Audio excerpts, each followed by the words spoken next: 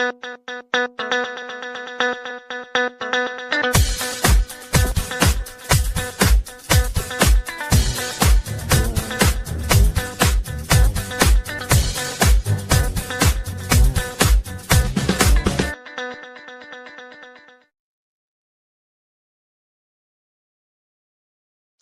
is up, everybody? It's Dr. Vibe here, host and producer of the award-winning Dr. Vibe Show, the home of Epic Conversations. And I'm the host of Epic Conversations, 2018 Innovation Award winner, 2020 Best Podcast News Award winner given out by the Canadian Ethnic Media Association. Also co-host and co-host the only online show in the world for dads, fathers, and male caregivers that's sponsored by Dove Men Plus Care. And as always, I'd like to say you're blessed, highly favored. Let me just adjust the camera a bit. All right. Blessed, highly favored, a magnet for miracles, and a solution for someone's problem. And I also co-host and produce the only online show in the world for dads, fathers, and male caregivers that's sponsored by Dove Men Plus Care. And being part of that movement, we've reached directly and indirectly to over 400,000 dads, fathers, and male caregivers around the world. And as always, I like to say you're blessed, highly favored, a magnet for miracles, and a solution for someone's problem. You know what? I'm still not happy with this camera. So if you're listening to this, you don't know what I'm talking about, so that's okay. All right, and we are excuse me, you know what, I'm going too fast, so let me slow down and get a sip of water. All right, we are moisturized, hydrated, etc. We're broadcasting live on Saturday, January 17th, halfway. See, I'm still not 100%. Okay, halfway more now in the second half of the first month of January. And it's Primetime Saturday with Aisha and LaLa. Now, LaLa is not with us today. She's not feeling well.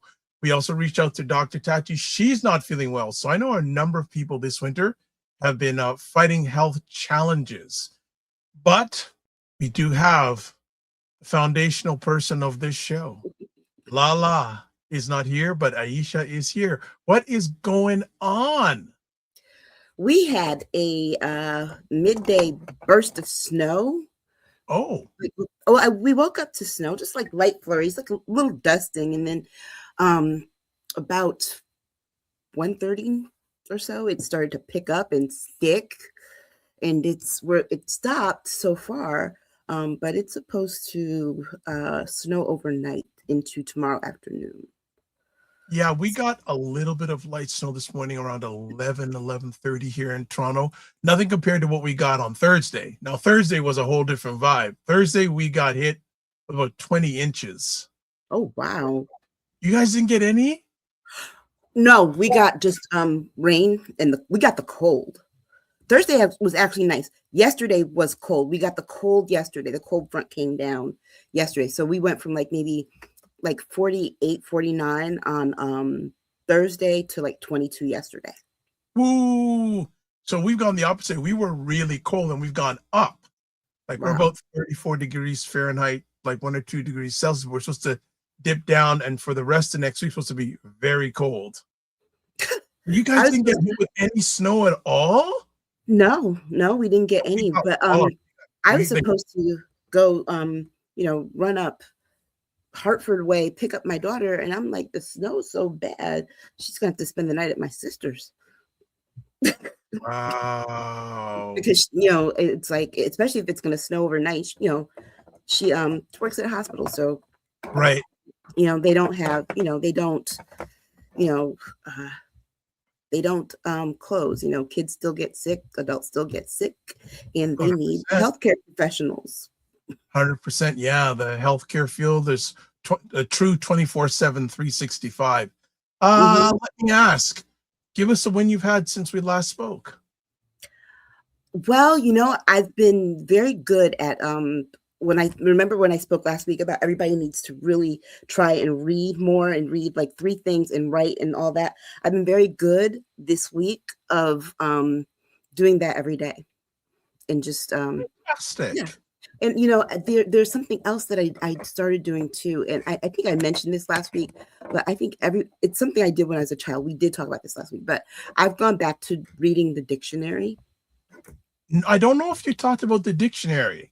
I think we talked about more note. You take Right. When notes I stuff. was younger, I used to when I was like a kid, I read the dictionary. And it's how you get to know words, what things mean.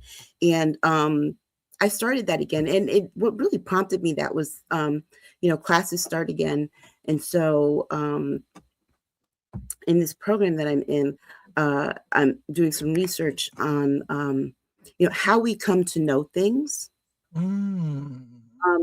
But also this idea, the idea of nation versus country, and how our common understanding, because I think a lot of what's going on in the world right now is because a lot of people don't understand there's a difference between nation and country. The definitions, although we use them interchangeably, the definitions are very different. And so I, you know, I I asked myself that question, like, are these words different? And when I started that, I'm like, well, let me start doing this. Then it rolled into me really going back to reading the dictionary again. And I realized this too, because it's something that happens when I also see, trolls, whether it be on this show or it be on something else. And when people resort to name calling and belittling of people, it's because they don't have the language or Mm. no words to express a point of view. So they go to the thing that they know. Oh, I can do this. It's a quick fix for them. But people who really know words, know things, and are interested in information, whether it prove their points or not, but just how we know things, those are people who really can have dialogue, have conversation, have discussions, and not only add to the discourse, but also take away from it and learn something. So I think learning is a lifelong thing. I don't ever want to stop learning, because I think when you stop learning, you die. Yes. Everything, you're not living with purpose anymore. And so I encourage everybody to really invest in that, and invest in yourself, and invest in knowledge and knowing things, and continue to learn, because that is really, I think that's the only way that we're going to survive any of the drama that we're dealing with here in this country. But I think it's what really engages people across the world. Well, it's interesting. I say things like the more you know, the more you need to know. Hmm. And also, too, if you're not learning, you're not growing. So some people may not want to grow. Yeah. Fully understand that. But the more you know, the more you need to know. And I just believe if you're not learning, you're not growing. No, you really aren't. And I don't ever want to be that person that doesn't grow. And I stick I wrote something down again, that when I was teaching research methods to my undergrads, the thing I used to tell them about research is that when you think about observation, we tend to think that, okay, if my theory is something like this, and this is a theory, the example I used to give them, the theory is that all crows, or the hypothesis, all crows are black. We believe we know this, right? So Mhm. in order to test that hypothesis, that theory, when you go out, how do you think you would approach it? What would you start doing? Dealing with that assumption, you mean? Yeah. How would you go out and Well, observe there's a number of ways I could maybe look online or go out and look. and So look and do what? go You would and think, go to look at all the go crows to and count the number of black crows you yeah, see, right? That's yeah, the wrong approach. The that's thing is one that no, that's not how real science and real research is done. They go looking for the thing that is the exception, and they measure the exception. So for example, if you go out, you're not going out to look for the black crows. You're going out to try and test your hypothesis wrong. So you go and you start looking and trying to count the crows that are not black. And when you don't find any, then then the theory, So it's Friday morning hypothesis, vibes on high. Oh, Dr. Vibe in hold the on building, and here. I'm so ready Something to fly. weird's going Coffee in my on left, here. mic on my right. Hold Can I on, be weekend? hold Keep your on, day real. hold on. Okay, we're good now. Sorry yeah, about that. Go on. but the theory and the hypothesis then becomes true, because you find that there are no exceptions to this theory. And it's interesting in the culture that we're in right now, science research by so many people now is being pushed back. Mhm. Yeah. Yeah, and that is, and that, I use that example because that's one of the examples that I was taught in undergrad. And so I think when I encourage people to read, I'm not saying just go read like your regular newspapers like New York Times and things that people are accustomed to reading. I'm saying go and look at the peer-reviewed research, the journals, because remember, those things have to pass a lot of scrutiny before they're even published and put out into the ether. Those things, for example, if you read peer-reviewed journals, the information, how they got their information and got there, is there in their references. If it's a research study, whether it be a social study or it be a scientific one, their methodology, how they got to those conclusions is there. And if you were to repeat it the same way, you would get the same results that they did. That's why science, any kind of science, whether it be social science or the physical sciences, rely on peer review research because it's been tested, it has data that shows it's reliable. So if somebody else goes to repeat it, they will get the same results. And you also get to see, okay, who did they actually look at in this? And then that's where you see there are gaps in research. So it's like, for example, if somebody was doing research and they said, well, all nursing mothers, produce X amount of milk first time out. Well, if they only looked at 5 women, how are they saying that this is the experience of millions, hundreds of millions of women, right? So we see that there are gaps in that. And at that point, you can say, hey, you probably need to test that on more people and look at what more people are saying about that. So it really is, really finding out how people come to know things. And I'm sitting here and I'm open to looking at the sources that other people look at too, but we have to also vet our sources. We have to be better at doing that.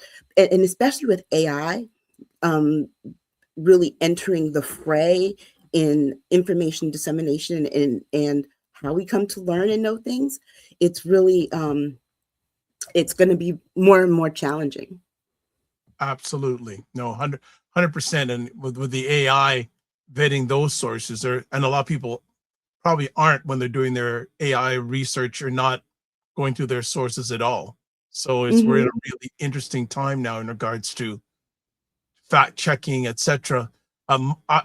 People say, "Oh, well, I have a lot of wins this week, but one big win is there was something I was trying to work with Aisha and LaLa in regards. There's a feature that YouTube has called collaboration, so I can, when we do one of these broadcasts, I can share it on their platform.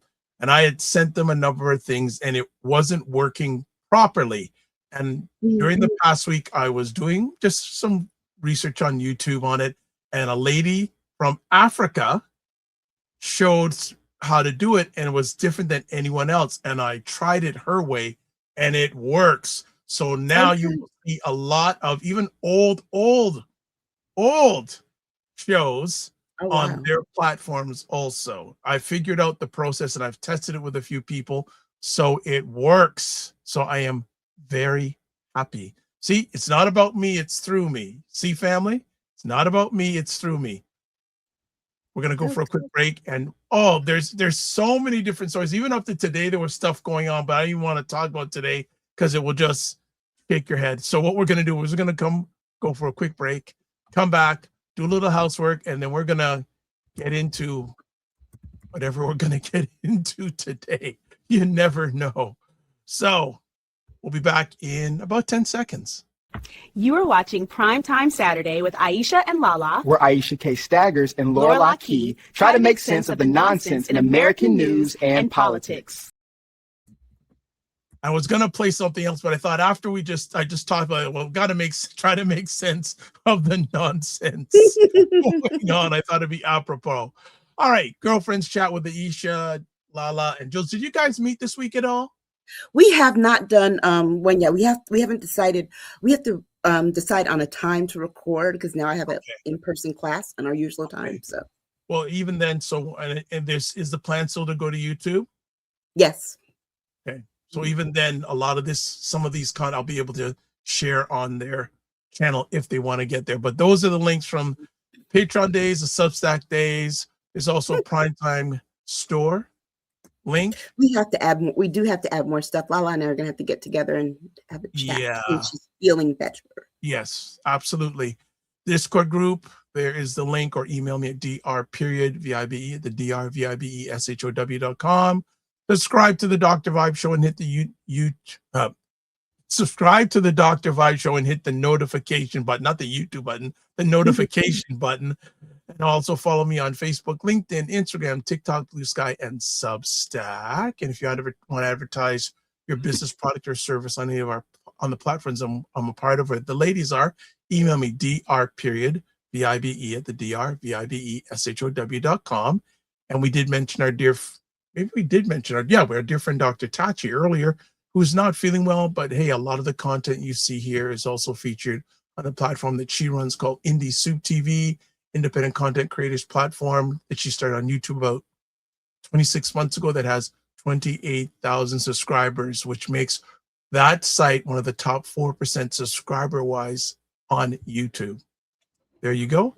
And just for others, if you have a question or take, you can also call in via your favorite digital device. Go to your favorite browser, callme.rove.com, put in the code FSPL8L, go to the next screen, fill out the particulars, and you can hear from us. So let's get to our first conversation piece. And what we're going to do is we're going to do a little bit of a video introduction of it. So I'm going to take Aisha and myself off stage. Did you know Minnesota just saw the largest immigration enforcement operation in its history? In December 2025, Operation Metro Surge brought 2,000 federal agents to the Twin Cities, targeting alleged fraud, but leaving entire communities shaken. Homes were raided, some residents were arrested by mistake, and tragic incidents unfolded, including the fatal shooting of Renee Good, a U.S. citizen, by an ICE agent. Another man was shot during a traffic stop, and reports of racial profiling and wrongful detentions spread fear, especially among Somali and Latino families.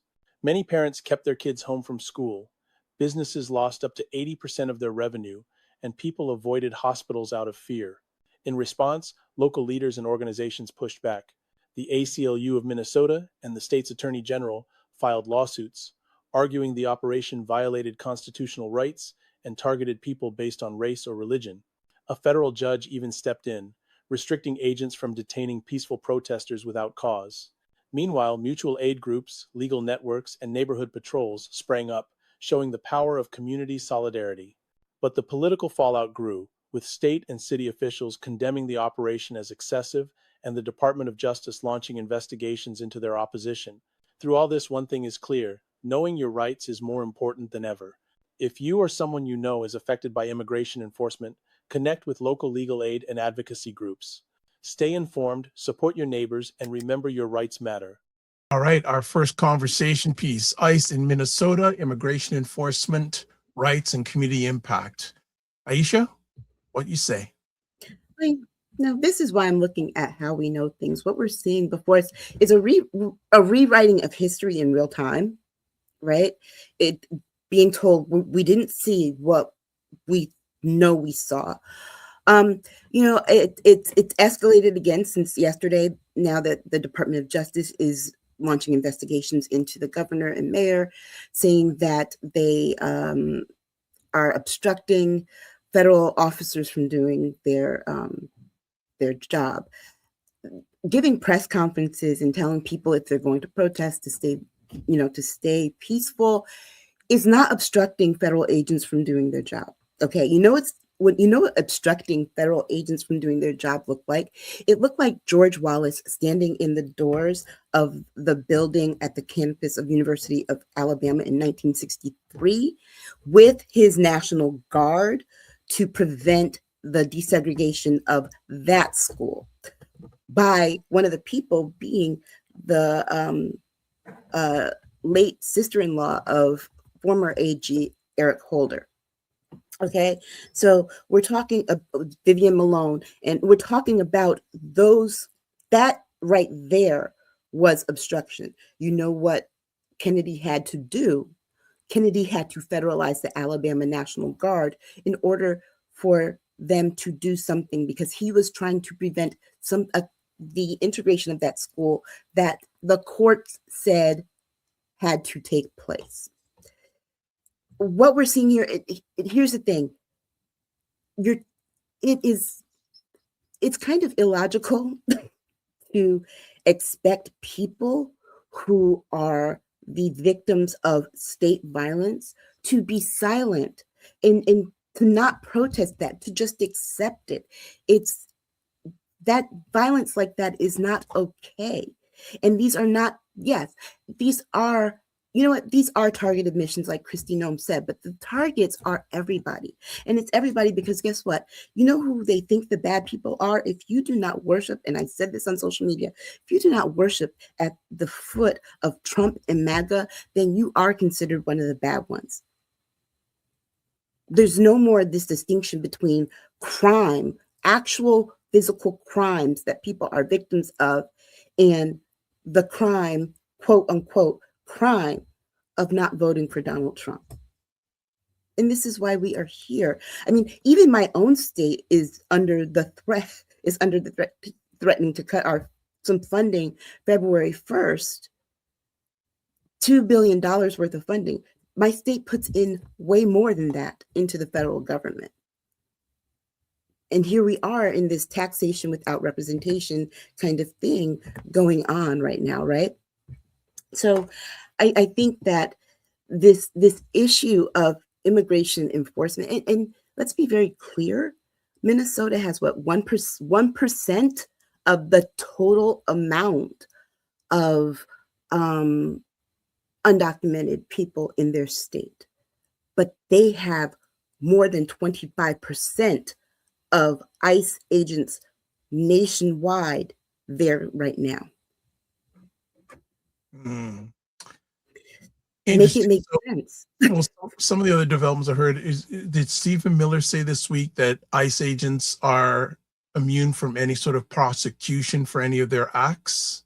I think, and that's why my senator, Richard Blumenthal, has introduced legislation in the Senate that would allow for people to sue ICE for the physical harm that they're causing. We're seeing assaults. I mean, you know, the most disturbing thing to me that should have told anyone with any moral compass, any heart, to tell these people, hey, pull back, stop, you're being too aggressive, was a 6-month, their family was coming back from a basketball game. They were trying to avoid the protest. They ended up driving there, trying to back up and turn and go a different direction.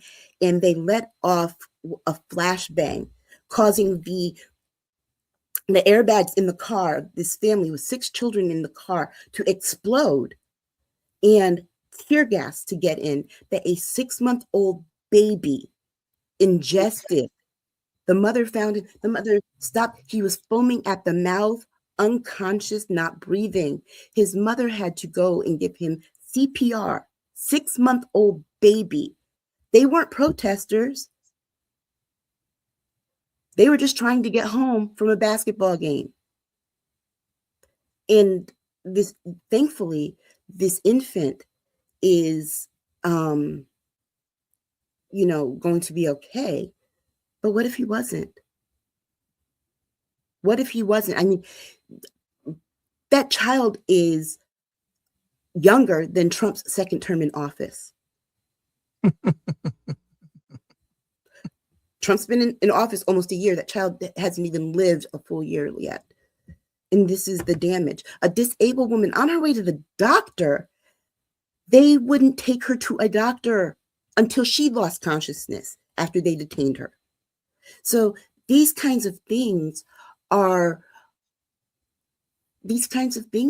what's going on right now and what's going on there. And I don't think anyone wants to, anyone wants that in their community. But here's the thing, and I need for people to understand this, even his own people, even if you support him, if you think he is not going to come for you, they're coming. They are coming because here's the thing, once they get rid of the rest of us, there's only going to be the red hats left. Anyone who wants power like that doesn't care if you support them or not. Because here's the thing, if you really cared, are your rents going down? Your mortgages, your can you get a mortgage? Can your kids, your adult children afford to have apartments on their own? How's your health care? The subsidies expired. I know people's premiums went up. And the cost of groceries is still high. And what do they tell you? Oh, one piece of chicken, one piece of broccoli, a corn tortilla, and something else for $3. Eat that. But guess what? I'm building a ballroom that went from $200 million to now $400 million. It's insane. I heard something recently that was quite interesting, a perspective from a commentator. Mm-hmm. All this is going down in Minnesota. What social movement from a few years ago started because of an incident in Minnesota? Well, the one after George Floyd, and you can't deny that's part of this. But here's the other part of it too. This is not about fraud. Like people have said, if it was about fraud, they'd send accountants, not ICE, right? And the person that has done this fraud thing, they've already been arrested and charged. And back in 2020 when he was president the first time.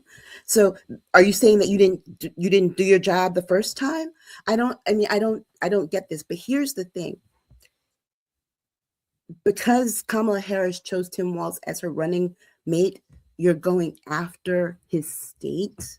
He's not running again. Why are you still there? But beyond that, I have a theory, and I haven't tested it yet, but I plan to, right? I don't think it has anything to do even with the race. It has to do with the fact that Tim Walz was the person who started calling them weird. And you know what a thin-skinned, little, tiny man doesn't like? They can dish it, but they can't take it. They don't like to be called names. Period. He didn't like being called weird. Well, guess what? He is weird. Because to me, it's weird that you won't release the Epstein files if you're completely innocent and you're not in them. That's weird. You know what's weird? Telling people that your cost of groceries is going down. Let me tell you something. I went to the grocery store the other day and I bought things so my daughter can take lunch to work, right? Just sandwiches, carrot sticks, and she likes to make wraps, things like that, right? I spent $115. And I was like, yeah, it was just 2 little bags of groceries. I'm like, it was $115. So don't tell me that the prices of groceries are going down. That was just for her lunch for a week, okay? That I didn't include anything for breakfast. I literally just went to buy those few things. I still have to buy groceries for the rest of life. But that was like, that to me is, it's, if you're willing to sit, it's, if you can be like, okay, you know what, fine. Yeah, I'm going to pay more on groceries. Yeah, my healthcare premium's going up. And you still are, in our comments, attacking us for telling you the truth, in other people's comments for attacking them telling the truth. If you still support him, then it's not about the cost of things.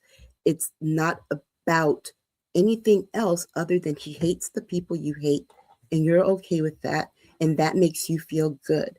But here's what I want to know. Complaining about all these people coming and taking your jobs. Well, guess what?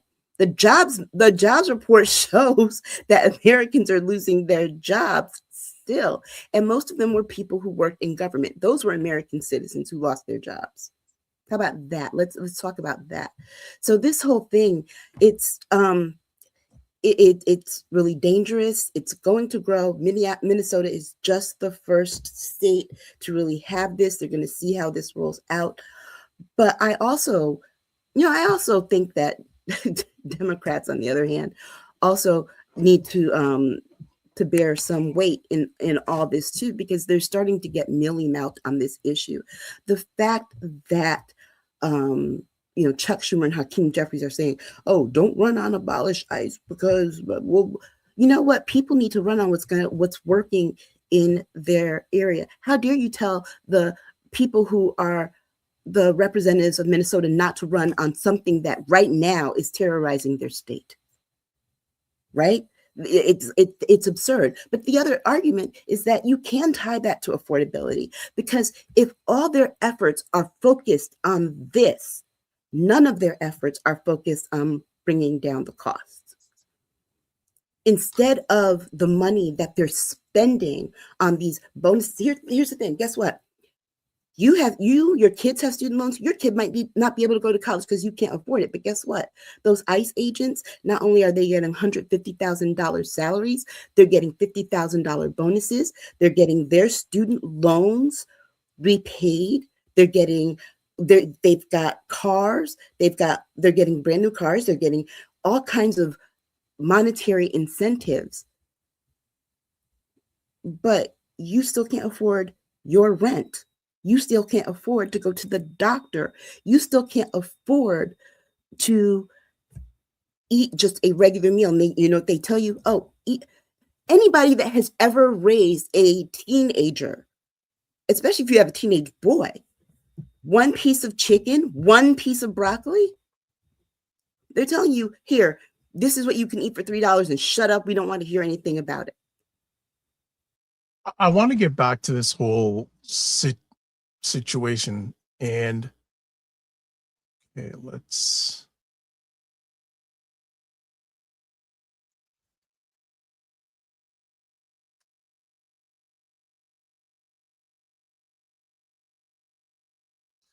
all right, we seem to have lost Aisha for a few moments. Okay, oh, all right, she is back. Power All right, surge. we are back. Yeah, we All had a right, power surge. Like I okay. said, the snow is messing That's with me. all right. That's good. But also, Yeah, I is this whole situation though a diversion? Is there okay. because But I yeah, thought there was I an think that, immigration. yeah, Go ahead. but I just think that we're at a point right now. And I just think that we're at a point right now where, regardless if you supported this administration or not, we have to look critically at how this is changing the country. If you can be okay with this, what does that say about your moral character? Yeah. Well, I just people only care about money. They don't care as long as they're getting ahead economically. Everything else is a wayside. Goes sideways.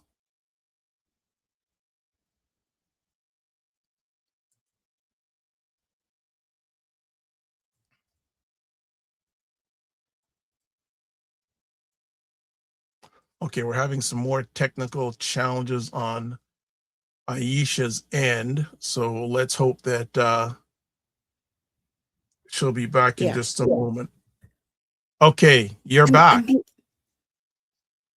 Yeah, I don't know what's going on. We had the Verizon Power thing. We've been having issues with Verizon service since Thursday.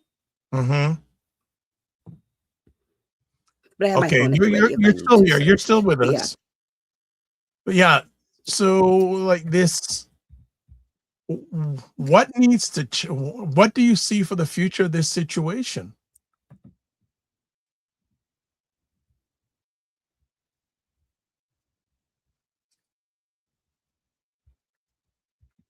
Let's see something.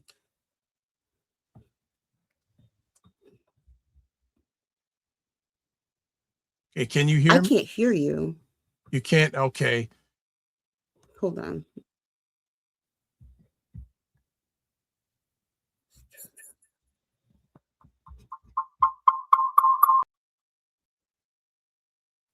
All right, let's now I think Aisha's gone to her phone. Her phone seems to be the most reliable thing. Yeah, yeah. Okay.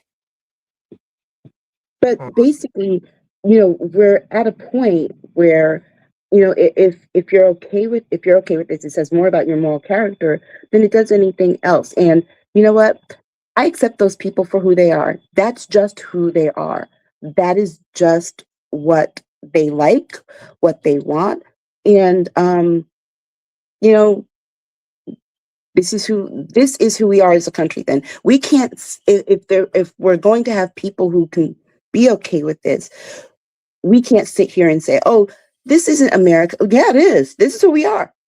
This is who we are. Because there are people who are okay with that. And they're okay with what it looks like to other people around the world. This is not playing good around the world. And let's not forget that, in this whole push for Greenland and everything, what makes you think they would want to be part of a country that is invading its own states? Got you. Who would want to be part of that? And not only that, but the threats and the bullying there are no different than the threats and the bullying here. Why would anyone want to be? Would you want to be ruled by someone who's coming and saying, give it to us, give us your land and your people, or else? Why would people want to willfully become that and then become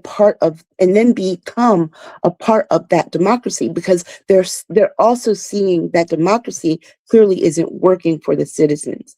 So, I mean, I just think that we're at a point where it really is a breakthrough point for us in this country. But I also think that it's also some of the same. And I don't have very many hopes for change, but I do know this.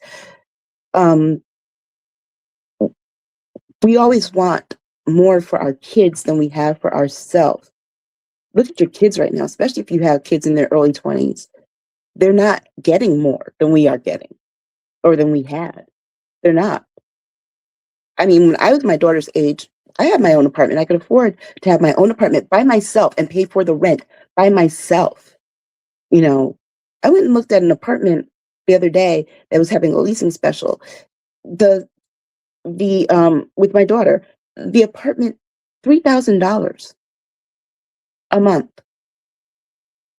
And then they ask for kids, they ask for people to make 3.5 times the amount of rent per month in order to even qualify. So that is roughly what, $1,100? Who makes what 23-year-old, fresh out of college, fresh out of grad school, really just in the workforce, makes $11,000 a month? So yeah, complain about all the social stuff all you want, and be happy that he's doing this. Oh, sock it to those immigrants. But guess what? Your kids still can't afford to get their own apartments, start their own families, start their own lives. What did it get you? A participation trophy like he got the other day with the Nobel Prize? So Jen Myers is in the house saying a like. So good to have you here, Jen. I'm keeping some watching and comments. So comment here says that's not who we are. We don't want them coming here and stealing billions of taxpayers' dollars. That's American abuse. And the same person says, on top of that, they don't contribute anything. They're on all kinds of assistance and aid, and they're thieves. And they hate America and don't need to be here and do not sympathize. And those are the comments of someone who doesn't read. Because remember, we started this conversation about research and reading and vetting your sources. Guess what? You don't have to even read. You don't even have to read you don't have to go to any quote unquote liberal media. You don't even have to watch your news. You can literally go to the department websites, the Office of Budget and Management websites, and you can pull the budgets for every department, and they have to tell you where the money goes, where it comes from, who it's going to. They have the data on how many people qualify for public assistance who are immigrants. Undocumented people don't have a social security number. That is the one thing that you definitely need in order to get public assistance in this country. How do I know that? Because I went and read the regulations. So, the question, I guess the fact that they asked was they were inquisitive on one hand, but on the other hand, just spilled out a bunch of drivel that makes no sense and is not true. Because here we go. This is about what I said before about how misinformation and disinformation spreads. If someone tells me that, you know what? I've heard that before. Because somebody has said that, guess what I went and did? I went and found out the truth. I went to go look. And if someone tells you that and you readily believe it, then you're just not a curious person. Because I want to know things. And I'm not being judgmental. I'm just saying, hey, before I go and share this and spit this out to people because I was told, I have to do two things. I have to, one, make sure it's actually true. And then also ask myself, if I'm reading the truth, but I would rather believe the lie, why do I want to believe the lie? Okay. Some more comments that we have here. Someone saying you are offering support if you are supporting 47 and his billionaire friends who are fascists and what's happening now, if it's not stopped, is going to destroy America. Be careful. Autocrats are evil. Well, you know what though? Here's the thing. It's also about how this goes back to the misinformation that we're fed in this country. Do you know what all this stuff that we're going through right now is really a lot of this stuff that also happened right before the start of the Civil War? People like to liken this to Nazi Germany. Well, if you've ever read any of their disgusting writings, which I have, they do tell you the truth. They were inspired by America and America's system of segregation and racial segregation and Jim Crow. That was how Hitler admired how particularly the American South had their system of racial segregation set up. Because remember, that stuff predates the Third Reich. Okay. So when we say, "Oh, that's not who we are," yeah, it is. Yeah, it is. But we can be. But the thing is, we can be better. And I think that's the part that we need to lean into. Yeah, this is who we are right now, but guess what? We can be better. And the bottom line is that at some point, people in this country are going to have to realize that we need each other more than we need those people at the top who are running the government. Because you look at this administration right now in particular, it is filled with more billionaires and millionaires than there are in your local community. There are more billionaires and millionaires in the administration than are probably in your local community. And here's the thing: if Kristi Noem is going to do this ICE thing, does she need a $172 million jet to do it? You're okay with that? All right, let's go to some more comments. Fast and Furious. Hey everyone. Sorry I'm late. Jen, no problem. You're there every show, so don't worry about that.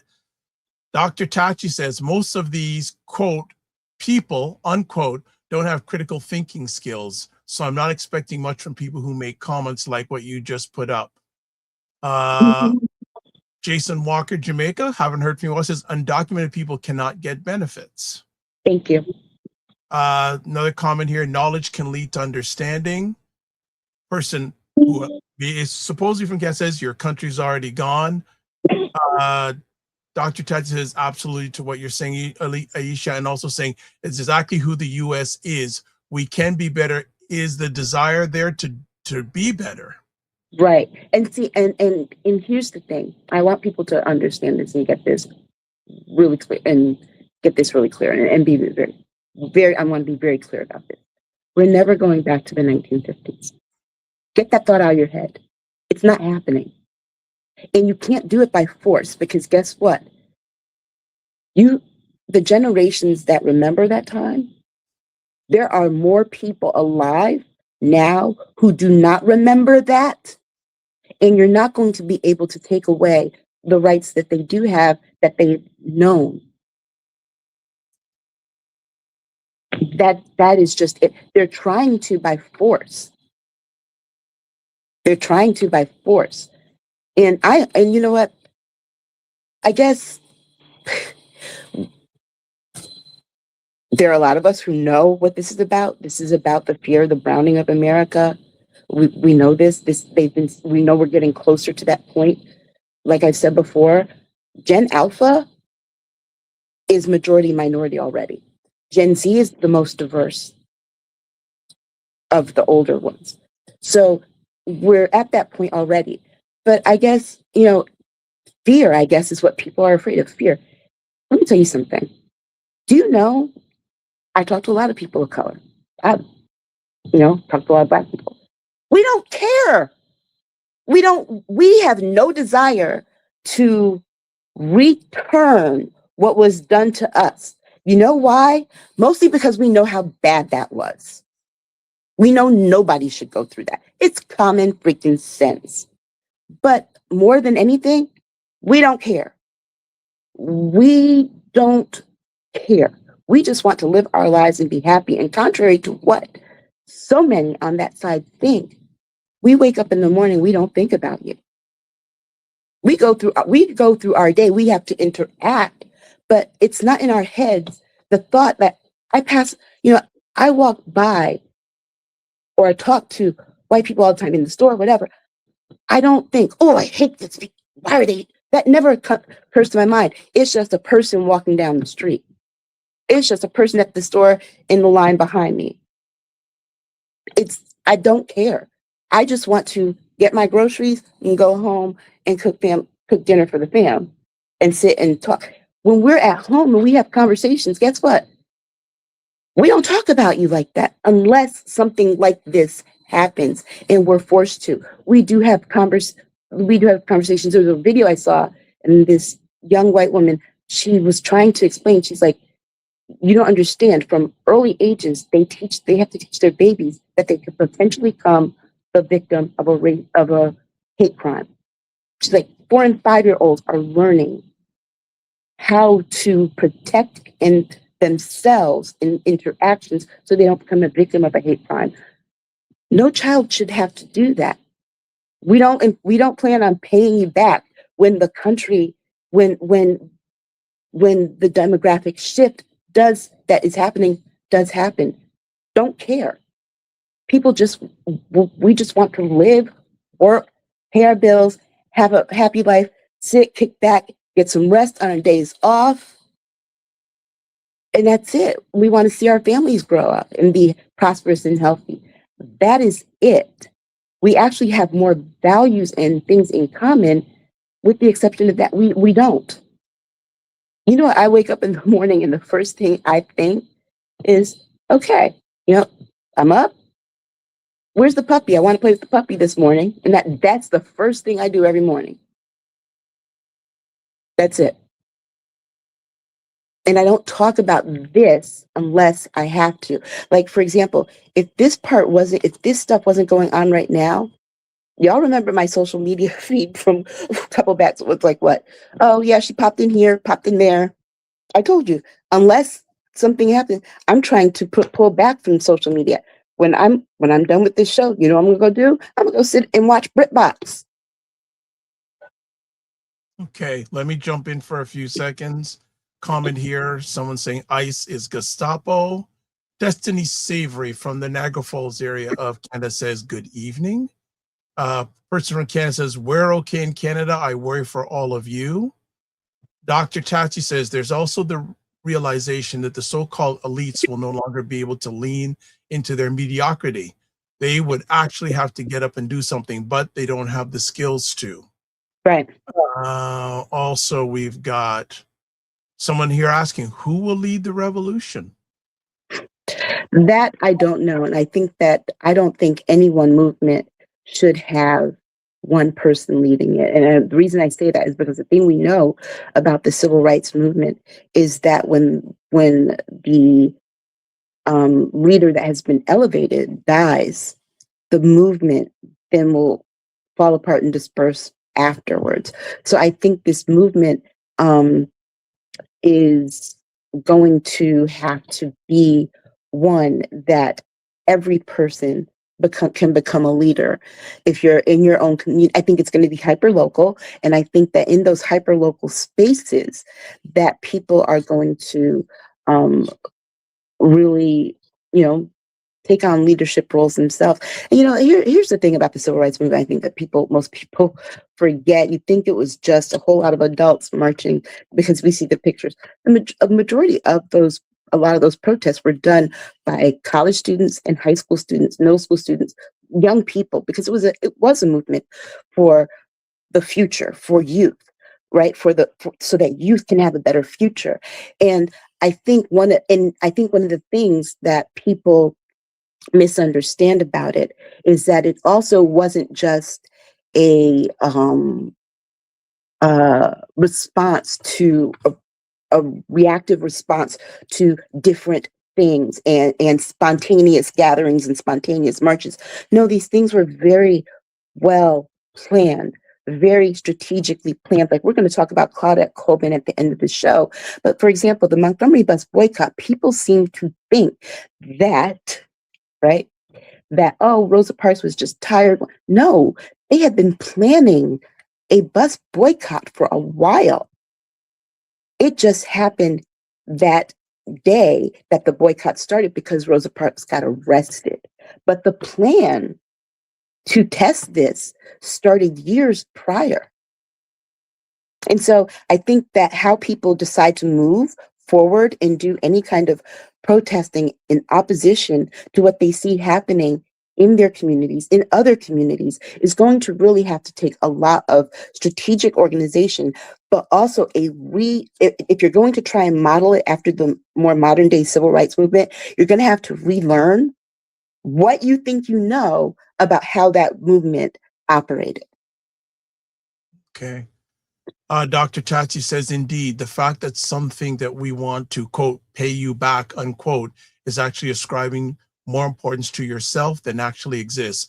We don't actually care. And also she says, indeed, Aisha, separate, decentralized movements are probably what it will look like.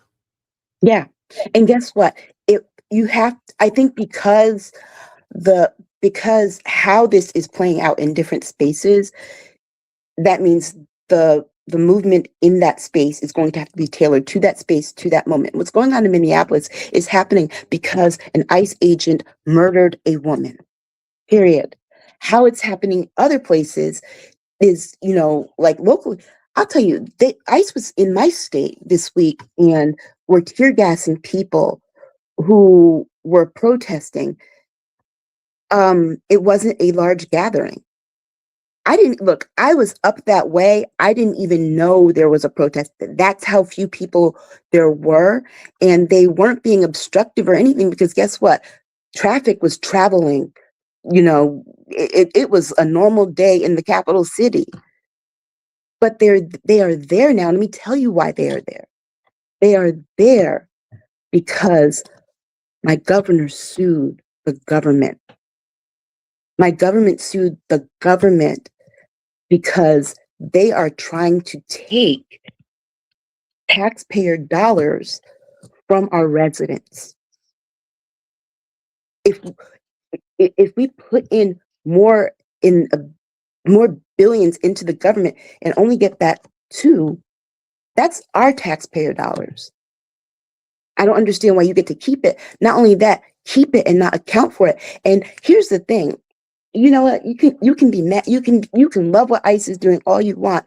What I need to know is why you aren't concerned why your president has a secret bank account in Qatar, where he just deposited $500 million of your tax dollars because you're paying the taxes on these tariffs because he can get to it easy. Get to it easy for what? And you're the only person that has access to that? That should make you mad. Not people who, are born here and can speak Spanish. Are you mad because you don't know your native tongue? Go learn it. That's all you got to do. Go learn it and start talking. But I mean, are you upset that you don't know what they're saying? You think they're talking about you? What makes you think you're that important to them? So I honestly invite people to be angry about more things. You're mad about you don't like people getting SNAP. That's $36. If you make $50,000 a year, that's $36 a year. Think of it this way. You're not paying somebody else for food. You're basically paying insurance in case one day you pay your car insurance, which is much more than that, and don't complain. And that's in case you get into an accident. You never get that back. But that $36 is insurance that in case you fall on hard times, in case there is a stock market crash like there was in 1929, 1930, and you can't feed your family, there is this assistance available to you, right? Mad about that $36, but you're not mad about the $4,000 of your tax money in that $50,000 salary that is going to the department, quote unquote, Department of War. To do what? Oh, yeah.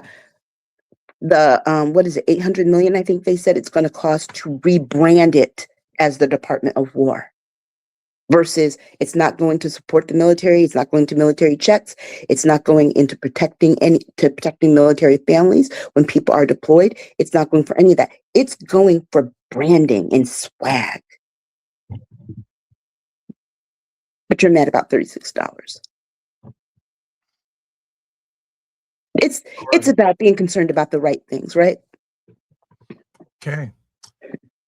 Let's move to another conversation piece. So we'll introduce this with another video. So myself and Aisha are going to go off for a second. And the video is going to get it going here. All right, here we go. What if your healthcare costs could finally go down and you had more control over your coverage? That's the promise behind Trump's great healthcare plan, announced in January 2026. The plan aims to cut drug prices by making sure Americans pay no more than people in lower-cost countries, and it expands access to over-the-counter medicines. Instead of sending subsidies to insurance companies, the plan would put money directly into your health savings account, letting you shop for the insurance you want. It promises a 10 to 15% drop in ACA premiums and $36 billion in taxpayer savings. Insurers would have to publish clear, plain English comparisons of rates and coverage, while hospitals and providers must post their prices. There's also a new Trump RX platform for discounted prescriptions. Supporters say it puts money in your pocket, but critics warn about coverage gaps. All right. Can I tell you something? Plan. Can I tell you something? A lot of the things that were mentioned, do you want to know what? Did you already know you had those? It's called the ACA. He's trying to rebrand the ACA and put his name on what was Barack Obama's signature achievement. Because the only thing that they don't mention in their plan is pre-existing conditions, which means a lot of Americans would be kicked off their insurance. That's the other thing, is that by doing that, it allows for insurance companies to kick people off. If anyone who's old enough to remember the HMO PPO disaster of the 90s, that's what they're trying to go back to. And this thing about, we were going to lower ACA premiums. Well, guess what did that? The subsidies. So basically, you're going to do it by doing what? You know how they would have to do that? By doing subsidies, the ones that they let expire, and putting money into your health savings account so that you can pay the insurance companies directly. It's a one-time $2,000 payment. Period. Flat off. I read the plan. So, the concept of the plan. So, that it's a one-time $2,000 payment, not recurring. So you're not going to get it every month, and you're not going to get it yearly. You're going to get it once. That's it. And when you spend that $2,000, that's it. Period. So I don't know about any of you out there. I know I have one prescription that's $2,300 a month, and without insurance, I'd still have to pay $300 for it, but I wouldn't be able, but that and other medications, I take several medications per day. I wouldn't be able to afford to even live with all those medications, having to pay all those. Probably my medications probably run about probably $8,000 a month. Now, even if they drop the cost, right? It's still a lot for a lot of people, plus the insurance premium. Because the thing is that even if you can get insurance, the premium, nobody, put it this way, $2,000 wouldn't even cover the premiums for a year for a family of 4. Not when they're paying $500 a month for insurance coverage, and that's through an employer healthcare plan. In 4 months, they'll be done with that. So what happens the other 8 months of the year? So again, the devil's in the details. You have to go and read these things for yourself. And look, and here's the thing. I looked at what the things that the bullet points, because that's basically what they are, that they listed there, side by side by what the ACA in its form prior to the expiration of the subsidies did. Folks, there wasn't much of a difference. The only difference was that one-time $2,000 payment. That's it. And then remember, that one-time $2,000 payment that goes in the HSA account, I don't think he knows how HSA accounts work, but you can't use that to pay your premium. That's for things like medications and medical supplies, like if you need a walker or like surgical stockings, those kinds of things. Yeah. So you still have to pay your premiums anyway. In addition to, most people don't ever, like, I had a medical ACA account for a while at one point in time.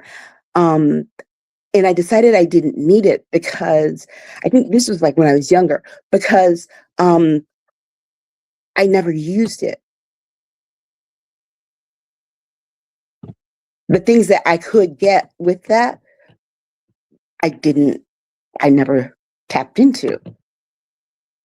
If I paid my, to pay copays, could I pay copays with it? Sure. But I had an employer that had a 100% match. So I did not have a copay at the doctor for regular checkups. So if I have permission to interrupt, so let me understand what 47 proposed really doesn't differ than the Obamacare that his party wants to not approve? Correct. With the exception of it doesn't cover, ACA will cover pre-existing conditions. So for example, if you're a family of 4 and you have a child with diabetes and you have to go and you go to next year annual enrollment, sign up for your health care, they will not cover that child because the child has a precondition of juvenile diabetes. This is the PPO HMO complex that we got out of in the 90s, which is why people wanted the ACA, because especially back then, you could not get covered with pre-existing conditions. Not only could you not get coverage, but for example, some insurance companies would say, okay, you can enroll in your job's healthcare plan, fine, but we will not cover those pre-existing conditions. So say you have asthma, you get a new job at that point and you sign up for your healthcare coverage for, your job. Well, it's not going to cover your asthma medication because you had asthma before you signed up for the healthcare plan. But if you happen to break your arm while you're on the plan, it'll cover that, but it won't cover your asthma medication. So you would still have to pay for that doctor. You'd still have to pay for those medicines out of pocket, even though you have healthcare coverage that doesn't cover it. Now with the ACA, they cannot reject you for having a pre-existing condition, and they have to cover the pre-existing condition. And then that 2000, like I said, that one-time $2,000 thing into a health savings account. And also too, I think most people who visit a doctor, most people with common sense, most people who just live, know that $2,000 in healthcare does not go quick. Far. Does not go That far. one-time Does not go payment far, is- and it goes yeah. quickly, right? And not only that, but seeing that, oh, I'm going to lower healthcare premiums, I'm going to lower this, lower. Well, you have to have the pharmaceutical companies in agreement with that. And see, and then I have these questions, because if you are going to offer these discounts through Trump RX, and I'm paying, you're getting discount because I'm paying you for those where's that money going? Because Trump RX, I think, is a .com, not a .gov. But I'm not sure. But see, that's the other part that's tricky too. Well, Trump RX, where does the money go? Who's getting the money? Because it's because, like with the chips, like the little chips that he did with Intel, he said the government is, no, that's going to him directly in his pocket. So you have to start asking these kinds of questions when he throws out these things. It's like, okay, so where's that money going? If that's the money that's going to the government, can we see this? Because all these billions and billions and trillions of dollars that are coming in, then we should not be in debt. And so this healthcare plan, like everything else, is not a plan at all. It's when you see those people on the street with the cards, and they're mixing the cards and tell you which one's the queen. That's what this is. And he's doing this, but guess what? There's no queen. From what I've read and heard, it doesn't sound like it's going to get very far. No. And here's the thing. Unless he does an executive order, like it sounds like 47 hardly goes to Congress for anything anyways. Yeah. And here's the thing. It's just really hard when people get used to something, particularly especially the pre-existing condition thing,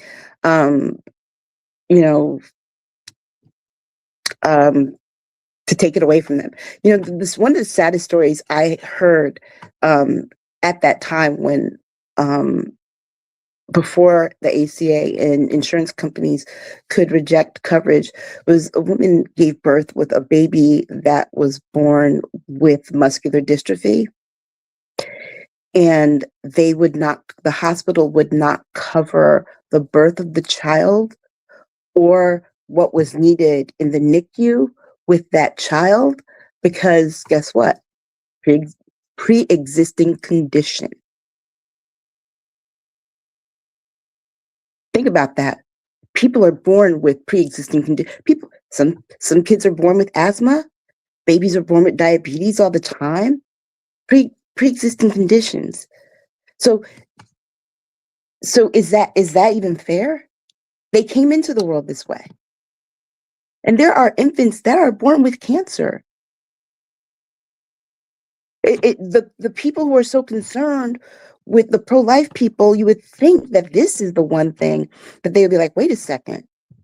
Nah, pre-existing condition, that's a right to life, right?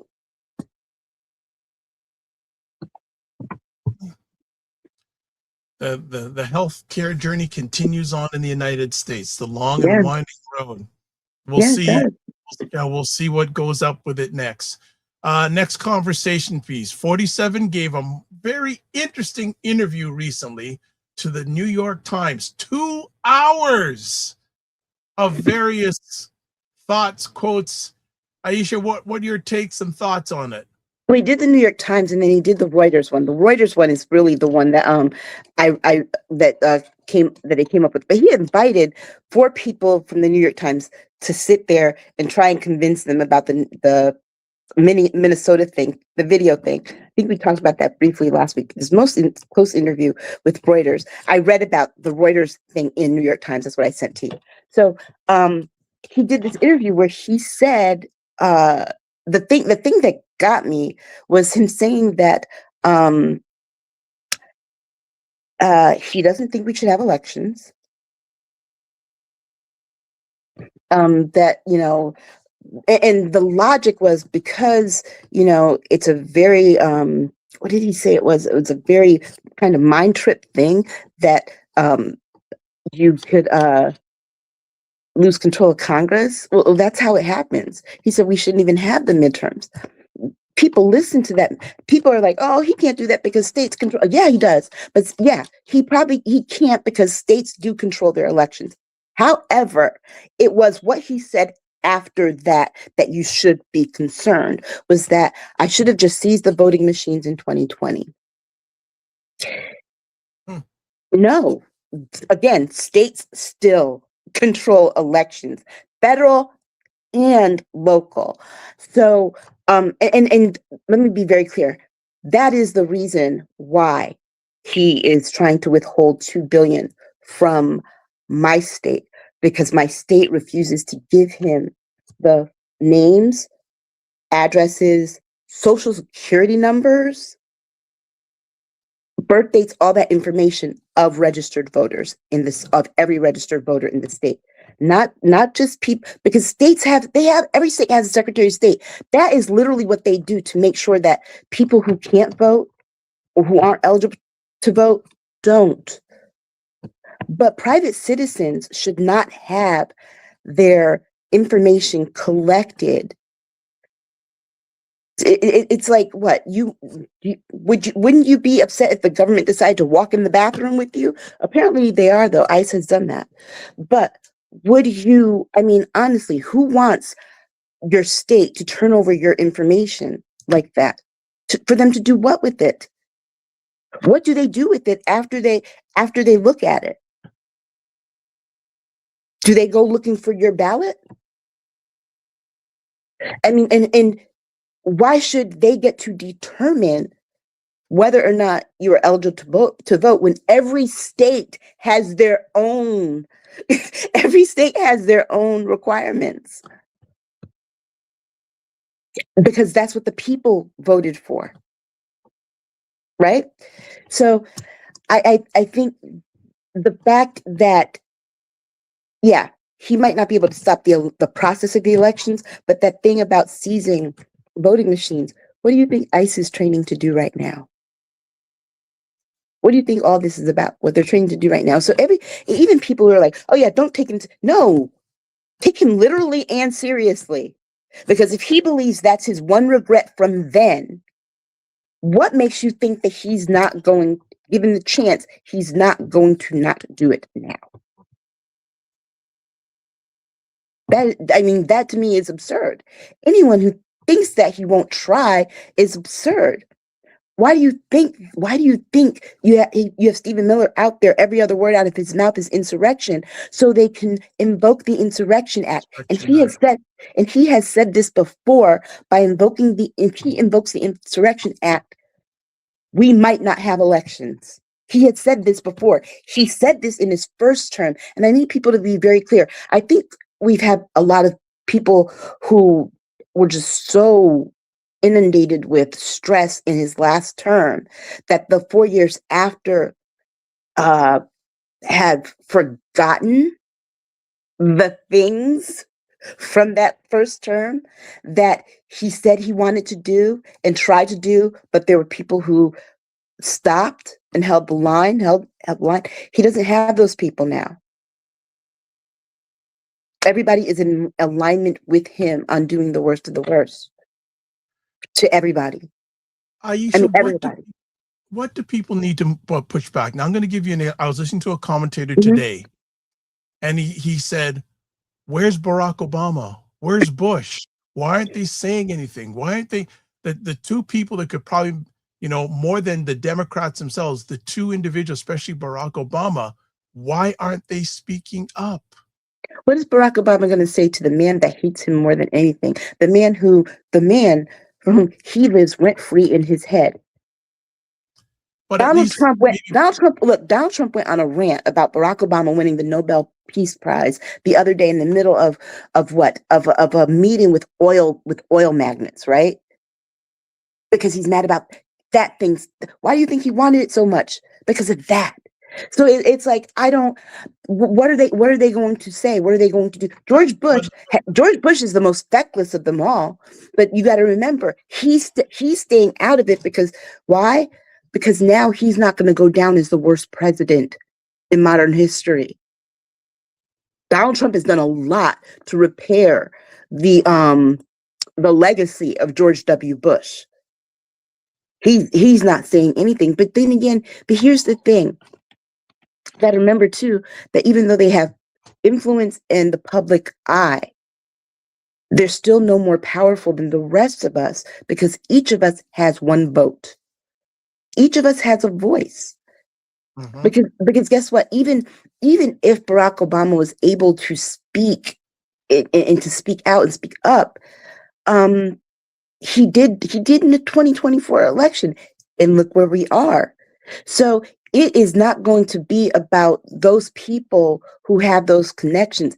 It's really going to be about the people on the ground floor. And I'm going to be very clear with Democrats. Stop. No one ever says this no one ever says to Republicans that you need to go and try and peel off some Democrats.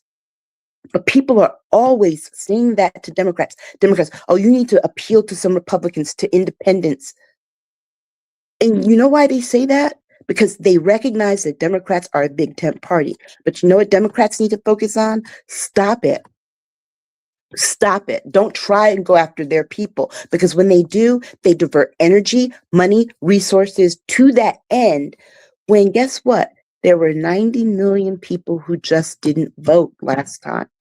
Go for the people who didn't vote. There were more people who didn't vote than there are people who are disaffected Republicans and independents that will come along.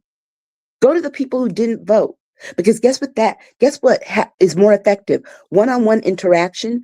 Do you know that a lot of people who are elected to local offices, why they get people to vote for them? Because they make more than one contact with them, one-on-one. People who weren't going to vote. Well, they came and they talked to me, 2-3 times. And each time I heard something more to what I had been telling them. They understood what I meant. And then they adopted that. So stop trying to go for the impossible. It's like these Republicans and these independents, who a lot of them are just Republican light, who don't want to be attached to MAGA. It's an impossible reach. Go for the low-hanging fruit, the 90 million people who didn't vote, and you'd be surprised. Dr. Chachi says they talk about expanding the map. Why are you trying to expand it in directions it just doesn't go? So Dr. Chachi says, and people need to stop putting more work on people who've already served.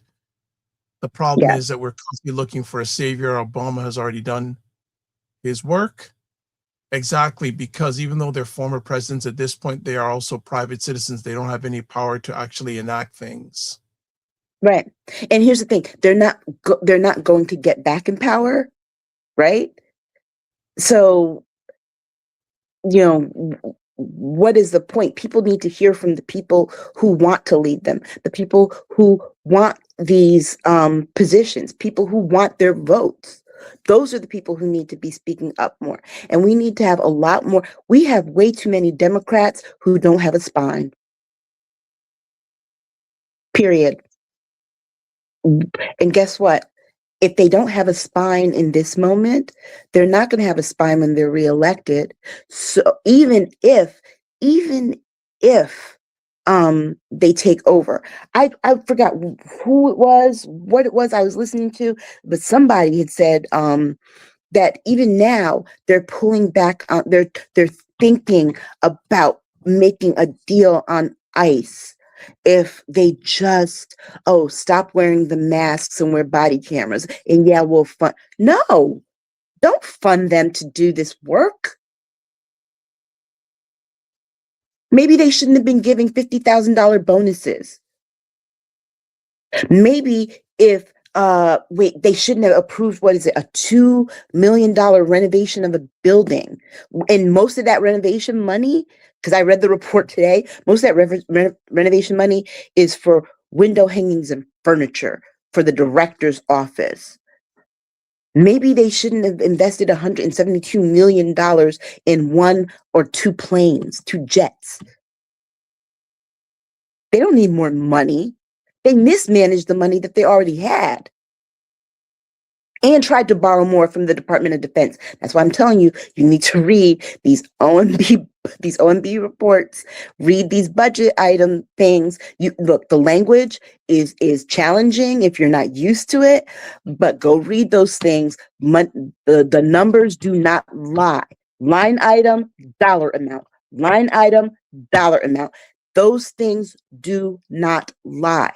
They're already mismanaging the money.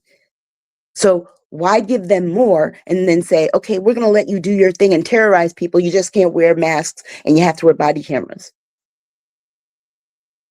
Oh, and yeah, give them more training. Give them more training. Well, the officer that killed Renee Good was a 10-year veteran. It only took, and like someone pointed out, it only took him one, in that he hadn't been doing that kind of stuff before. It only took him 1 year to go to the dark side. So there's no amount of training that's going to undo that. We're not at this place, not training, it's deprogramming. And and how do we know this? It's like anyone who has any job, right? Any person who has any job, 47 days of training for that kind of job, but you're on a 90-day, when you get a job, you're on a 90-day probationary period. Your probationary period at work is longer than their training. And not only that, someone did a video where they did try to go get a job for ICE just to see what would happen.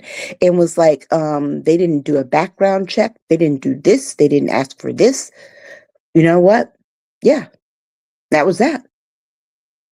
And so you have to ask, who are they hiring? If they're not vetting them, who are they hiring? There's only one reason why there's only one reason why people should vote, and that's because they know the facts and they've weighed them out, all the pros and cons, and made the best decision for themselves and their neighbors. And I think this is the thing. You know what? I do vote. When I vote, I don't vote based on my identity, how I feel about particular social issues per se. I think about, how is this person going to handle my interests and those of my community? And I don't mean, I don't mean, take religion out of it. Even take racial politics out of it, unless there's something like this that is flat out racial profiling. I don't want to vote for someone who has never had to work a real job, who never had to really sit there especially back in old school days, and watch their parents with the checkbook out trying to pay the bills and make sure there's enough money to stretch out to the next paycheck. Donald Trump has never had to do that. And I'm sorry for everyone for whom you just got to know him on The Apprentice and as president. But I've been living in this area of the country since I was born, We all know the reason why he's not popular in New York and the tri-state area is because they hate him in Jersey. Why? He basically, especially Atlantic City, he basically tanked. Atlantic City was just as popular, almost just as popular as Las Vegas at one point. And then Trump got a casino there and tanked the whole industry. Period. Which on one hand, it was good for my state because it allowed our casinos to come up and thrive and stuff like that. But it was bad. People talked about how badly he kept his buildings for years. Even people that were paying high rents, like the wealthiest people, were like, he doesn't fix anything. So this is not someone who he doesn't understand your struggle financially at all, which is why he's off doing all the things but helping you with your money situation. Okay? He doesn't understand that. He doesn't like it. Do you know what? You know what he used to say about people, like the people that vote for him? He used to think you all were trash. Period. He said those things about people like you, people in the rural areas. He thought you were trash. You don't believe me? Go back and read all those New York Times articles, interviews, and stuff from 1980s to the early 90s. Period.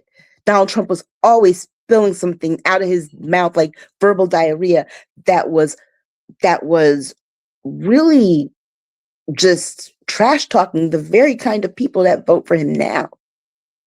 That's why he doesn't care. That's why he doesn't care about you right now and your pain and the things that you're suffering through. That's why he's out building $400 million ballrooms that you will never be invited to, that you'll never go to. And that is just the person that he is. So to expect that someone like that would, know what the cost of eggs cost. Okay. I bought a jar of mayonnaise for $8 the other day. Period. Everyone here who just heard me say that, that mayonnaise doesn't usually, in usual times, cost $8 for a 20-ounce jar of mayonnaise. And that was the cheapest one. Okay? So here's the thing. He doesn't know that. And if you were to tell him that, he can't even fake concern. He can't fake concern because he doesn't understand it. He doesn't get it.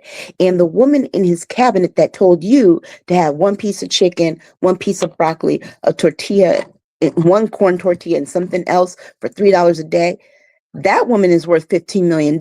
I looked it up today. I went to find out how much she's worth. She's worth $15 million. But she told you to eat a $3 meal. Okay. Comment here says, I was a social worker for 24 years and I'm 65 now. I'm ashamed to say that all the programs I worked for are the ones my higher ups are stealing from us taxpayers. Mm-hmm. And here's the thing. See, this is the other reason I know things, and it's probably hard for a lot of people on the right to see it, to understand it. I used to work for a state government. I used to work for 2 state governments. So I know what it's like when your state government publishes your salary, because the state of South Carolina, every year, if you made $50,000 or more, published your salary in the paper. And at that time, I just made the cutoff at 52. It's a long time ago. But yeah. Someone said they published it. $4 for Miracle Whip. Yep. Look, let me tell you something. And the thing is, because I worked for state governments, one of the things I used to have to do was look at the state budget and look at how the money was being spent. That's how come I know that if you were to go and look at the government expenditures of your taxpayer dollars and where they're spending the money and how they're spending it versus what they're telling you, you'll be like, this isn't good. This is not good. We are on par we're already 3.5 trillion in debt. We are on par when you look at that budget and what's in the red to being 5 trillion in debt by about the end of 2027, at the start of the new year for the 2028 election, or more. But 5 trillion is definitely the number you can see. I was debating to put out this comment, but I'm sure you're going to respond to it. It's in good saying, I wish I could make you understand how much 47 cares about this country. If you only looked at his videos from his past, he's done so much good, I promise you. When I was 15 years old, 1989, and I remember sitting in every freshman high school had to take study skills, right? So I was 14 going on 15. And every freshman had to take study skills. And my teacher was the art teacher. And we had a curriculum that we had to do. And one day she had to just stop because the kids in my class were crying. Young boys crying, scared to death. Because Donald Trump put an ad in the New York Times calling for the death of the quote unquote Central Park Five, now the exonerated five, before there had even been an investigation or anything. Because what he did caused in our city in Connecticut to beef up police patrols, and these little boys just walking home from school, kids, were constantly being stopped and harassed. So no, he doesn't care. You'll never convince me of that, because I remember what that was like, watching one of my best friends at the time just sit there in tears because he got stopped and frisked walking from the bus stop to his front door because of something that happened in New York City and Donald Trump's ad scaring the shit out of our local government. So no. I wish you could see how much he just doesn't care. And like I said, you can read select interviews, but I grew up listening to his nonstop BS all the time, because guess what? There's one thing you got to know about this area of the country. We have our local Connecticut ABC, CBS, NBC affiliates. We also get the New York City ones. So I've known since before he was president, I've known that he was not a good person. I've read the stories about the people that worked for him that he did not pay, who sued him. And I'm talking back in the 80s, early 90s. Yeah, sued him because he would not pay the people who worked for him. People who he contracted with lost their businesses because they did work for Donald Trump that he did not pay for. Redlining? Yeah.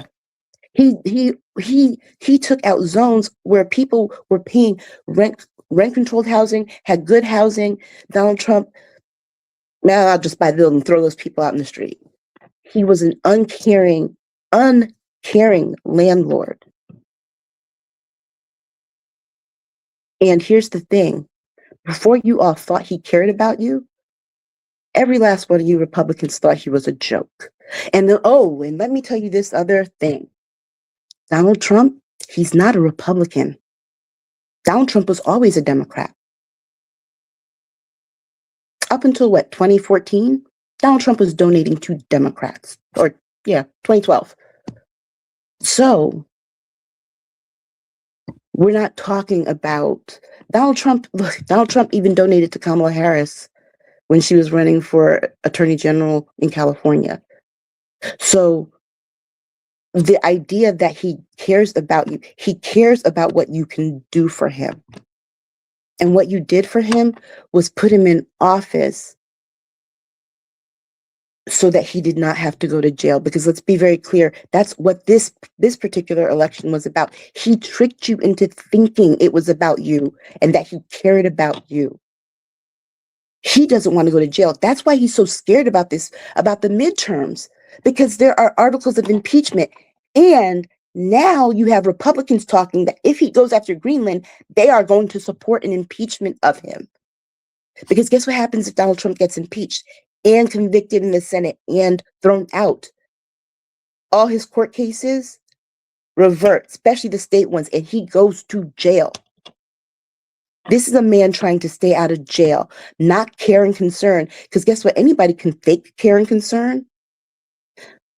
But somebody who actually cares and is concerned about you and loves you, they make sure that you're okay and not struggling. I would never watch my daughter, who I love, care about with everything in me. I would never watch her struggle and suffer, having to struggle with paying her bills. If I can help, I can help. I'm going to help her. I would rather go without. That's somebody who cares about you. Donald Trump would not rather go without so that you can have. Okay. Jen says, remember 47 on Oprah's show in the 80s. I remember what he said on there and how bad it sounded. So many people forgot about that. Also, someone says he was impeached twice and he didn't go to jail. Yeah, he was impeached twice and didn't go to jail because he wasn't convicted in the Senate. That's what I just said. So the senators right now have been signaling, they're like, if he does this thing on Greenland, we will vote for this. The Republicans. So watch that space. I don't know that it will happen. And I don't necessarily know that I want. Here's the thing, because either you're stuck with Trump or Trump gets impeached and then you got to deal with JD Vance.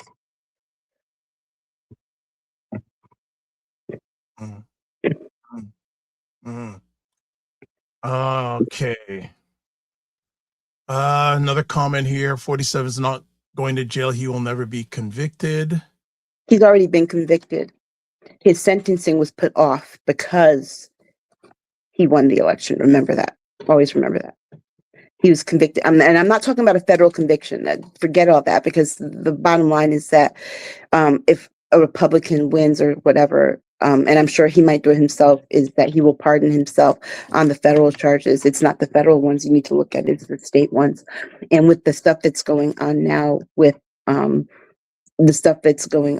if he does those state charges, I mean, come on, you know what? If y'all believe eye for an eye, why would you be surprised that if he got impeached that Tish James is not going to come back? But you all think that it was fine that, he went after her because she quote unquote went after him. Well, guess what? He went after her. So then that circle logic, it doesn't work. And someone is saying here, MAGA has peaked. It'll be over soon. Historically, cults scatter when their leader is gone. Yeah. I mean, MAGA is not going to go away. It will regroup, reform, because guess what? A lot of the MAGA people were former Tea Partiers. Things evolve, and a lot of those people were Dixiecrats or descendants of Dixiecrats, right? So it just evolves. Another comment here. Republicans or Democrats, none of them care about the people. You know what? Both parties have their issues, but here's the thing. Until we have a system where there is a viable third party, there is one party that is blatantly doing harm and damage. Your job is not for perfection. It's for minimal harm. Your vote at this point is for minimal harm. Because guess what? Not voting is an option. Guess what happened? 90 million people didn't vote. Guess what happened? Maximum harm.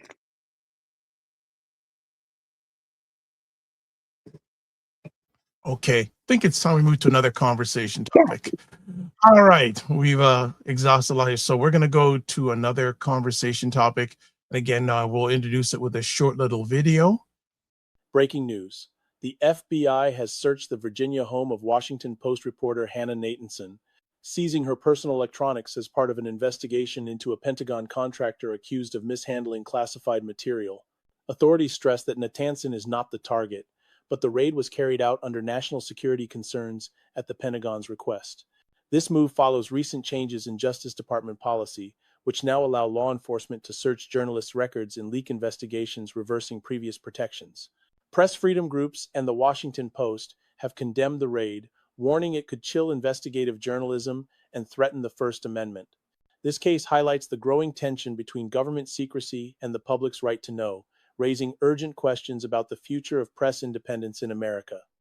Okay, our next conversation piece. FBI searches home of Washington Post reporter in pursuit of classified documents. Before I dive into this, I'm going to say this, Dr. Vibe. I think it's funny because I was thinking about some of those last questions. People must think that we like sitting here talking about this man and what they're doing. I want to share with people. Remember what I told you was it like around over Christmas break, and in our private chat, I'm like, I don't know if I can do this for a whole year, guys, because I just don't want to do it. Right? That was my conversation. I'm like, I just don't want to do it. And if there wasn't so much craziness, and if there wasn't so much, pants on fire, hair on fire stuff, we wouldn't be here. But this is the very thing that we're talking about.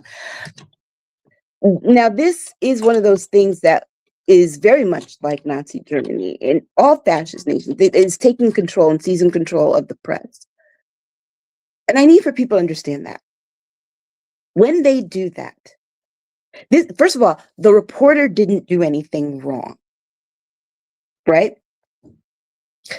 So let's get that part off the bat.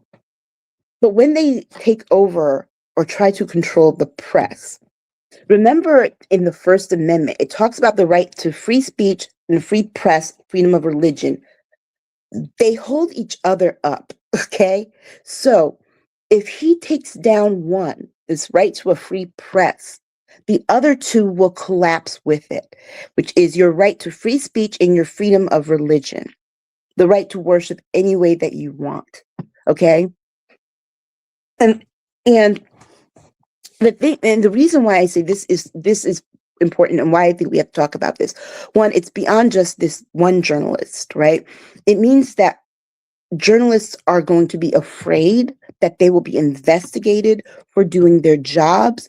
So are we actually going to be getting real information, or the information that keeps the individual journalists safe?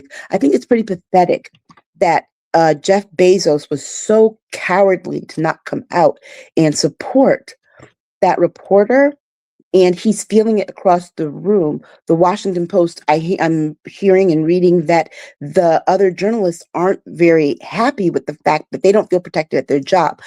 But guess what? Also, too, in normal times, like this happened once at the New York Times, there would have been a mass exodus also of those people. There was a mass exodus at Washington Post a while back, if people forget, the first time that Jeff Bezos tried to put his finger on the scale. And that was remember, that was when they decided that they weren't going to go with their endorsement. And he pulled it because he was trying to cozy up to Donald Trump. So there's that part. But the part for me is that one of the reasons Donald Trump wants to control the narrative, I listen to what he says to reporters and how he responds to them. And it's always very telling when he starts to attack one, because he actually literally says what he's thinking. And the thing is, you never write anything nice about me. You never do this. Guess what the job of a free press is to do? It's not to be in the pocket of the politician. It's not to write always flattering things. It's to state the facts. This happened on this date, and then this, and here was the result. That's what you're taught as a journalist. And I know that. Period. That is what you're taught. An op-ed is different, but reported journalism, it's just who, where, what, when, why, how. Off the bat.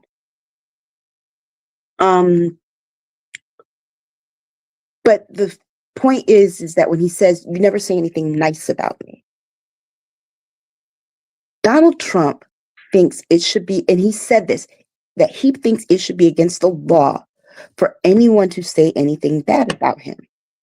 That's not how this thing works. The same way some of these people up here who are trolls are enjoying their free speech to call me the N-word up in the comments. If Donald Trump takes away free speech, y'all have the right to say that.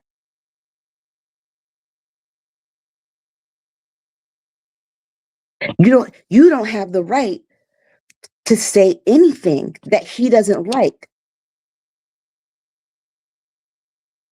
So if he comes and ICE accidentally shoots you, well, too bad, so sad. You can't speak up against him.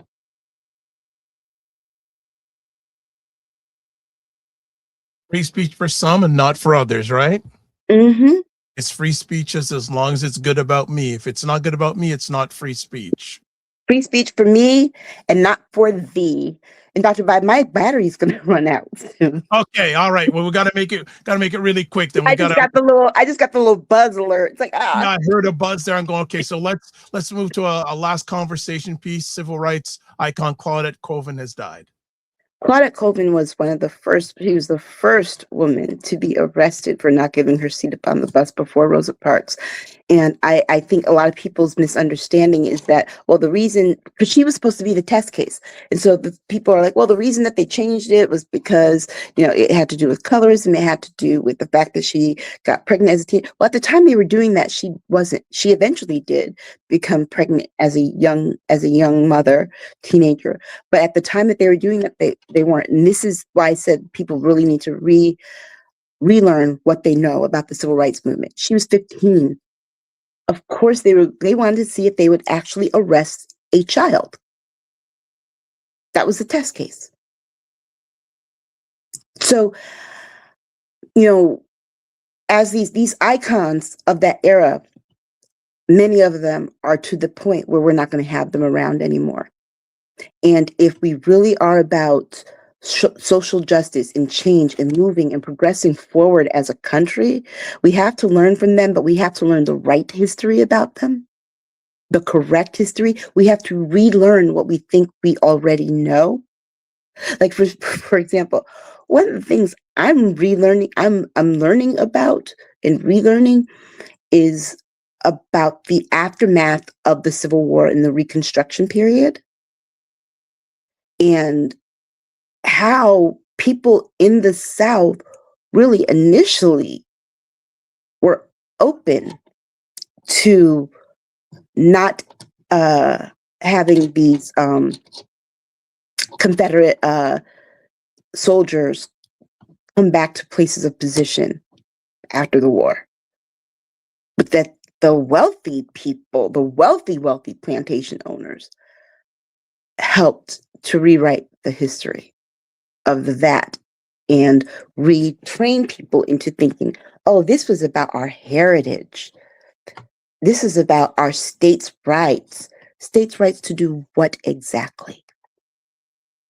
Not pay taxes? No, that wasn't it.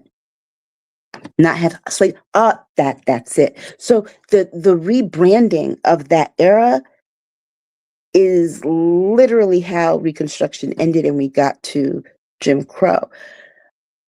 I think we have to relearn what we know about our civil rights icons too. Guess what? A lot of them are flawed, and everybody is human. A lot of them were flawed. It doesn't necessarily negate the work that they did, but we also have to recognize that in that entire movement, there wasn't just one leader. A lot of those marches that took place in communities and were organized by pastors, by people in the community, local business owners, teachers, regular people who just saw injustice and said, I can't not do anything.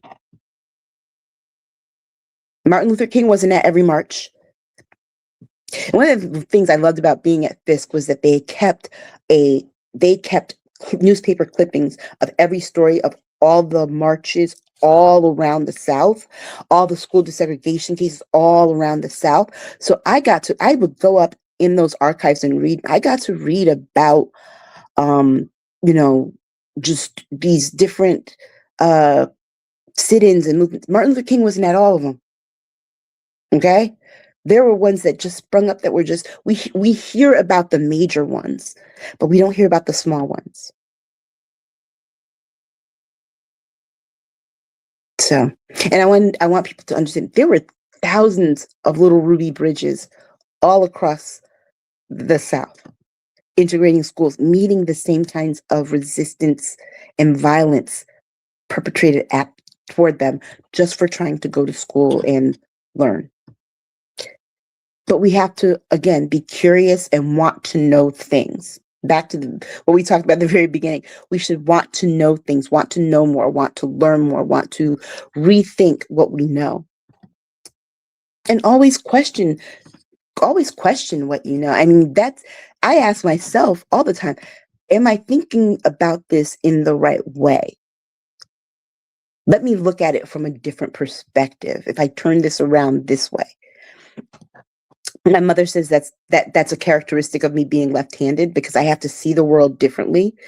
In a world that's designed for right-handed people. In a house, I grew up in a house with 4 right-handed people. So I had to kind of turn things away, turn things the different way. And it's funny, I'll give you a perfect example. One day I was cooking, right? My mother comes and she turns the pot handle. I had the pot handle turned out. She turns the pot handle in. She's like, no, you got to turn the pot handle in. And I'm like, no, I turn the pot handle this way because I'm left-handed. And That's another reason why we get along. I'm left-handed too. And my mother, had to sit there and think to me, and she was like, I never thought that you had to navigate the world differently that way, because that when you do things like that, it's deliberate because that's convenient for you. And then, you know what? I'll tell you something. I'm left-handed. My daughter's father's left-handed. We had a right-handed child. And when it was time to teach her how to write, the person I went to was my mother. How did you teach a left-handed child how to write when everybody else was right-handed? And she told me, well, you sit to her right and put your left hand over her right hand.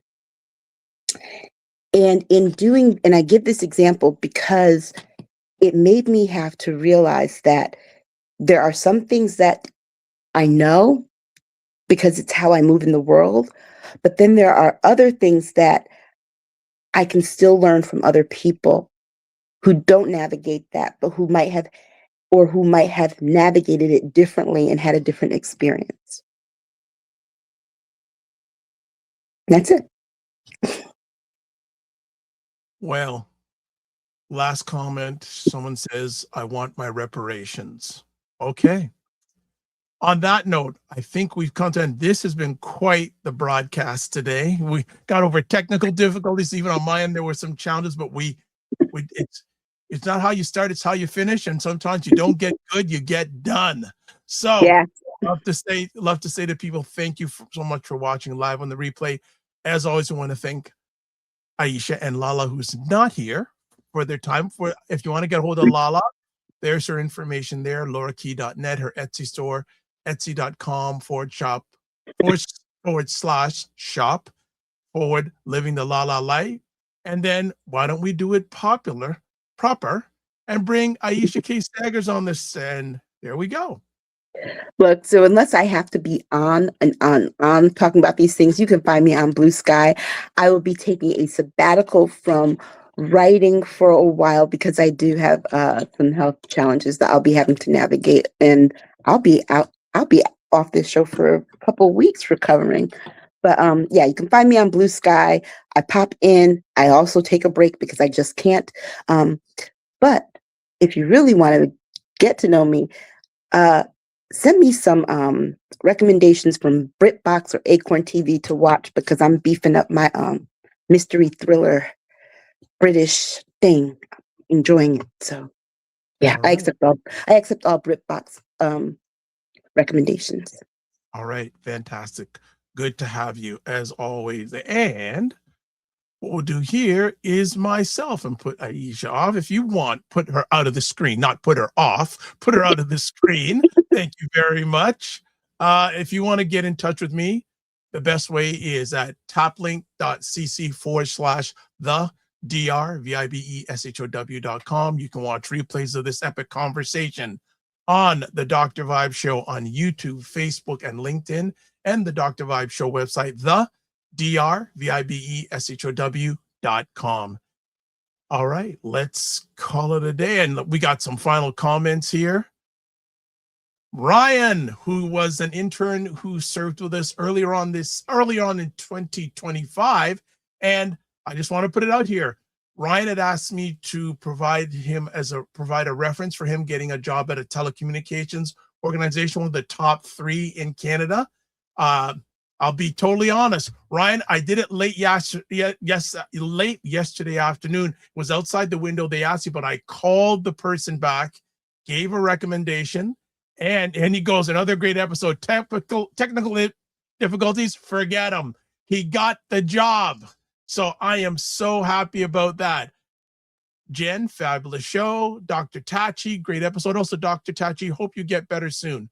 So as always, got to do it this way. Live your life as a dream. If you can dream it, you can make it. Sometimes you have to get smaller, get stronger. Block assumptions, aim bigger, aim better, aim higher, aim wider. Love, faith, and respect. Don't just manage your time, manage your energy. Remember to give yourself grace. And if you're not making money, make history. Try to do both and always make it better. So we'll be back. Hopefully, Aisha will be with us and LaLa will be feeling better. And also a big shout out to Dr. Tachi and everyone else. Take care of yourselves. Don't just manage your time, manage your energy. Remember to give yourself grace. Be well. God bless. Peace be well. Keep the faith. Walk good.